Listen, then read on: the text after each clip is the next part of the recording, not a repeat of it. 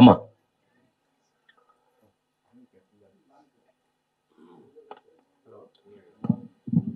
Hello అన్నయ్య, జులైలో మీది ఒక డైలాగ్ ఉంటుంది, వీడికి పువ్వుల్ని అమ్మాయిలను చూపించండి రా కొద్దిగా అని.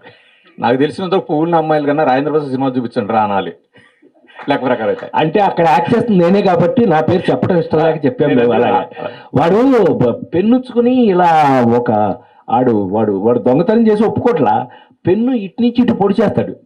ఎవరు అల్లు అర్జును బన్నీ కాసక్కని పొడుస్తాడు, నేనే చేశాను అంటాడు, చచ్చినట్టు ఒప్పుకున్నాడు. వెంటనే నా మీద త్రివిక్రము, వీడేంటే ఎంత వైల్డ్గా ఉన్నాడు, వీడికి అమ్మాయిల్ని పువ్వుల్ని చూపించండి.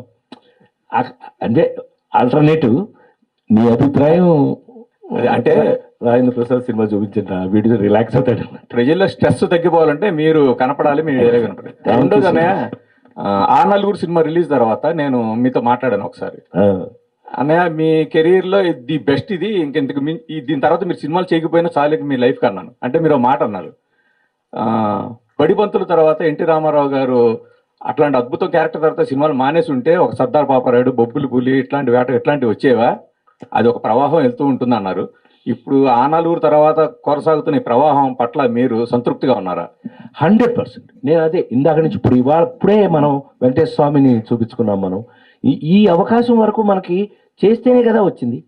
అక్కడితో ఆగిపోయినట్టయితే నాకు తెలిసి ఒక ఎన్టీ రామారావు బడిపంతులు కానీ, ఒక నాగేశ్వరరావుకి దేవదాస్ కానీ, ఇలాంటి కొన్ని సినిమాలు ఒక ఆర్టిస్ట్ జీవితంలో ఒక మెమరబుల్ ఉంటుంది. మనకి నువ్వన్నట్టు ఆ నలుగురు నాకు భగవంతుడు ఇచ్చినటువంటి గొప్ప అవకాశం. నిజంగా ఈ ప్రశ్న నేను అనేక సార్లు ఎదుర్కొన్నాను.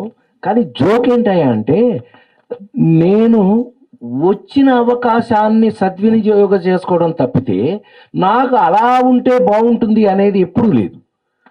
అలా నా క్యారెక్టర్ కాదు అసలు. నా కోసం వాడు ఒక దానవీర స్వర్కర్ణ తీసి అలాంటి అలవాట్లు నాకు లేవు ఇప్పుడు. సో నేను ఇప్పుడు ఇంతకుముందే మనం మాట్లాడుకున్నాం వెంకటేశ్వర స్వామి అవకాశం. అమ్మో స్వామి ఇప్పుడు ఈ అవకాశం ఇచ్చారా, దీన్ని మనం ఎలా సద్వినియోగపరుచుకుంటాం? ఒక అవకాశం వస్తుంది, ఎలా ఉపయోగించుకుంటాం? ఆ నలుగురు అసలు మనకి ఆ నలుగురు, రాజేంద్ర ప్రసాద్ అనేవాడు ఎవడు, రఘురామ్ అనేవాడు ఎవడు, సంబంధం లేదు. జులై సినిమా చేసిన తర్వాత పోలీస్ డిపార్ట్మెంట్ వాళ్ళు మొత్తం నన్ను, సార్ ఏంటి సార్ అన్నాను నేను, పెద్ద ఆఫీసర్ ఒక ఆయన సెల్యూట్ కొట్టి, sir too much, what is this అన్న, ప్రసాద్ గారు మీ అంత మంచివాడు మా డిపార్ట్మెంట్లోనే లేరండి.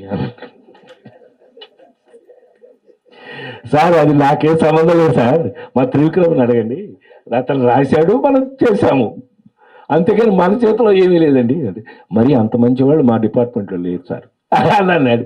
నిజంగా గొప్ప, నాకు భలే గమ్మత్తుగా అనిపించింది. అది చాలా సంతోషం.